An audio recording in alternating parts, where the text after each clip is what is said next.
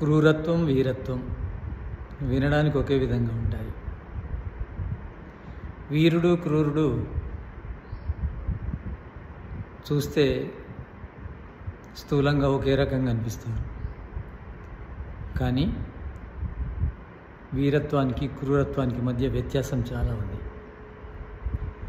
వీరత్వం ధైర్యంతో కూడినది, క్రూరత్వం పిరికితో కూడినది.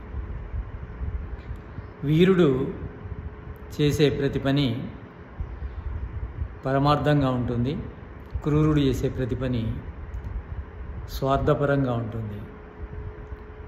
వీరత్వం వల్ల సమాజానికి మేలు చేకూరుతుంది, క్రూరత్వం వల్ల సమాజానికి నష్టం జరుగుతుంది.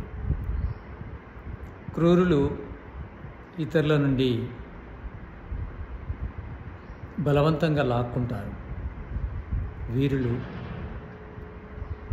ఇతరుల దోపిడీని ఆపేసి వాళ్ళను రక్షిస్తారు. వీరుడు సమాజం కోసం పోరాడతాడు, క్రూరుడు స్వార్థం కోసం పోరాడతాడు.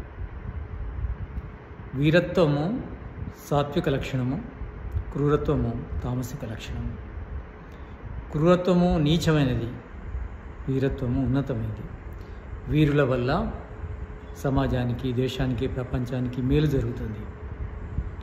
వీరత్వము మనిషి లోపల పాజిటివ్ ఎనర్జీని పెంచుతుంది, క్రూరత్వము నెగిటివ్ ఎనర్జీని పెంచుతుంది. వీరత్వం వల్ల మనలో పాజిటివ్ థింకింగ్ పెరుగుతుంది, క్రూరత్వం వల్ల నెగిటివ్ థింకింగ్ పెరుగుతుంది. వీరత్వము మనకు ఆరోగ్యాన్ని, జ్ఞానాన్ని కలిగిస్తుంది, క్రూరత్వము అనారోగ్యానికి, అజ్ఞానానికి కారణమవుతుంది. కనుక మనము వీరత్వాన్ని కలిగి ఉండాలి.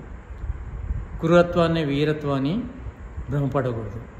సమాజంలో అలానే జరుగుతుంది. క్రూరులను చూసి వీరులు అనుకుంటున్నారు, కానీ వీరులు ఎప్పుడు కూడా స్వార్థం కోసం ఆలోచించరు, సమాజం కోసం, దేశం కోసం ఆలోచిస్తారు. వాళ్ళనే వీరులు అంటారు. వీరత్వం వల్ల మనం ఏదైనా సాధించవచ్చు, క్రూరత్వం వల్ల ఏం సాధించలేము. వీరత్వం వల్ల మనలో విశ్వాసం ఉంటుంది, శక్తి ఉంటుంది, జ్ఞానం ఉంటుంది. అంతేకాకుండా సమాజం నుంచి కూడా మనకు సపోర్ట్ లభిస్తుంది. పరమేశ్వరుడి నుంచి కూడా మనకు అతని యొక్క సహాయ సహకారాలు అందుతాయి.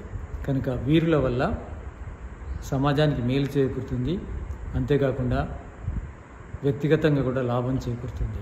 కనుక క్రూరత్వము నుంచి వేరై వీరత్వం వైపు మనము మన సమాజాన్ని తీసుకెళ్ళాలి.